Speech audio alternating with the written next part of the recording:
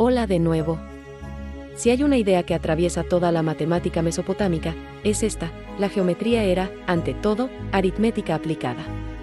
Los problemas de medidas, longitudes, áreas, volúmenes, forman el núcleo de lo que hoy llamaríamos su geometría algebraica. Pero este enfoque también tenía una limitación importante, que compartían en buena medida con la geometría egipcia. Los babilonios no distinguían con claridad entre medidas exactas y medidas aproximadas.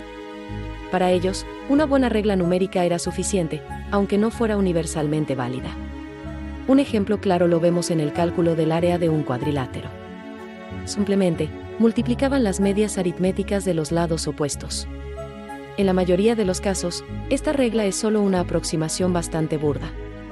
Pero eso no impedía que la usaran de forma sistemática. Algo parecido ocurre con el cálculo de volúmenes. Para el volumen de un tronco de cono o de un tronco de pirámide, a veces tomaban la media de las áreas de las dos bases y la multiplicaban por la altura. Otras veces, aplicaban una fórmula que hoy escribiríamos como V es igual a la semisuma de los lados de las bases al cuadrado por la altura. Esta expresión, en general, tampoco es exacta. Sin embargo, los babilonios también conocían una fórmula mucho más refinada. Esta fórmula sí es correcta y se reduce a la que también conocían los egipcios. Aquí vemos algo típico de su forma de trabajar, una mezcla de reglas flexibles y fórmulas precisas, sin una clara distinción entre ambas. No sabemos si los egipcios y babilonios descubrieron esto por su cuenta, pero lo que es seguro es que los babilonios dominaron mucho más, tanto en geometría como en álgebra. Un ejemplo clave de esto es el teorema de Pitágoras. Este teorema no aparece en ninguna forma en los documentos egipcios que conservamos. En cambio, las tablillas mesopotámicas, incluso las del periodo babilónico antiguo, muestran un uso frecuente y muy competente de esta relación. En una tablilla cuneiforme que se guarda en la Universidad de Yale, aparece un cuadrado con sus diagonales. El lado mide 30, y junto a la diagonal aparecen dos números. La precisión es extraordinaria, el resultado difiere de la raíz cuadrada de 2 en menos de una millonésima. Este grado de exactitud solo se puede explicar si conocían de verdad el teorema de Pitágoras. A veces, cuando necesitaban menos precisión, usaban el valor 1,25 como una primera aproximación de la raíz de 2. Pero lo realmente importante no es la cifra concreta, sino el principio general. Sabían que la diagonal de cualquier cuadrado se obtiene multiplicando el lado por la raíz de 2. Esto nos indica que tenían conciencia de las regularidades generales, aunque siempre las expresaran a través de casos concretos. El uso del teorema de Pitágoras no se limitaba a triángulos, rectángulos y isósceles. Aparece en problemas prácticos muy variados. Por ejemplo, una viga o una escalera apoyada contra una pared. Si conoces su longitud y sabes cuánto se ha deslizado uno de sus extremos, ¿cuánto se aleja el otro? La solución correcta se obtiene, claro, aplicando el teorema de Pitágoras. Y este tipo de problemas se siguieron resolviendo en Mesopotamia durante más de 1000 años. Otros textos presentan situaciones similares. Imagina una caña apoyada en una pared.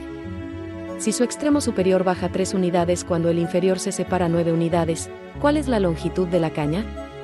La respuesta correcta es 15. Una vez más, la geometría aparece como cálculo numérico aplicado. Los textos cuneiformes nos ofrecen una gran variedad de problemas que hoy llamaríamos geométricos, pero que los babilonios probablemente consideraban simplemente aritmética práctica.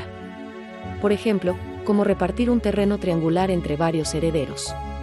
O el cálculo de áreas en trapecios isósceles con datos sobre las bases, los lados y la altura. Además, los babilonios conocían otras relaciones geométricas importantes.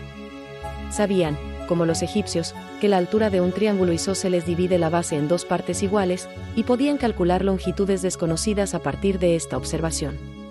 Incluso conocían propiedades de los ángulos inscritos en semicircunferencias. Sabían que un ángulo inscrito en una semicircunferencia es un ángulo recto, una proposición que hoy conocemos como el teorema de Tales, aunque los babilonios la utilizaron más de un milenio antes que el propio Tales.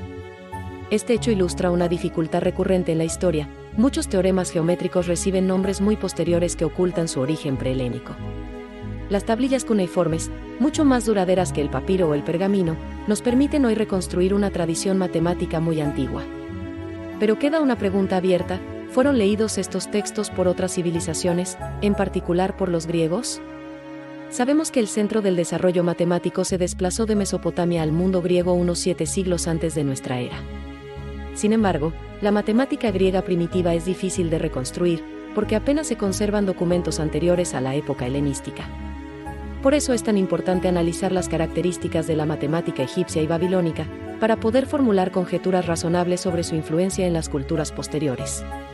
Entonces, para cerrar, en esta sección hemos visto que la geometría mesopotámica no fue una teoría deductiva, sino una aritmética aplicada a las figuras. Los babilonios calcularon áreas, volúmenes, longitudes y diagonales con una eficacia notable. Usaron el teorema de Pitágoras, aplicaron reglas de semejanza y manejaron aproximaciones muy precisas. Aunque no distinguieron siempre entre lo exacto y lo aproximado, desarrollaron una matemática poderosa, operativa y profundamente influyente. Y así terminamos por hoy. Si te gustó este viaje por la geometría mesopotámica, dale like y comparte. Hasta pronto.